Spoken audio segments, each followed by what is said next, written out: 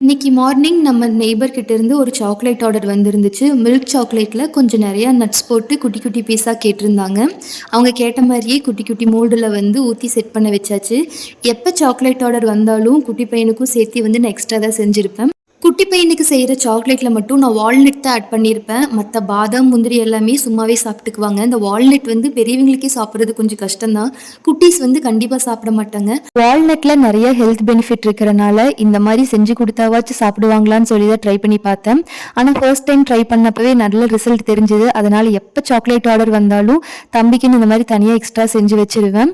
இந்த மாரி சாக்லேட் கூட மிக்ஸ் பண்ணி பெரிய பார் மோல்டுல வந்து போட்டுட்டு இந்த மாரி குட்டி குட்டியா கட் பண்ணி வச்சு ஒரு பாக்ஸ்ல ஸ்டோர் பண்ணி வச்சுருவேன். டெய்லி ஒரு பீஸுங்கிற மாரி குடுத்தா அவ்ளோ ஜாலியா சாப்பிடுவாரு. இந்த மாரி சாக்லேட்ல ஏதாச்சும் செஞ்சு குடுத்துட்டோம்னா போதும், அவ்ளோ என்ஜாய் பண்ணி ஜாலியா சாப்பிடுவாரு. பார்த்துட்டாலே போதும் ஃபேஸ்ல அவ்ளோ ஒரு சந்தோஷமா இருக்கும். எவ்ளோ ஹேப்பியா சாப்பிட்டுருக்காருன்னு சொல்லி பாருங்க.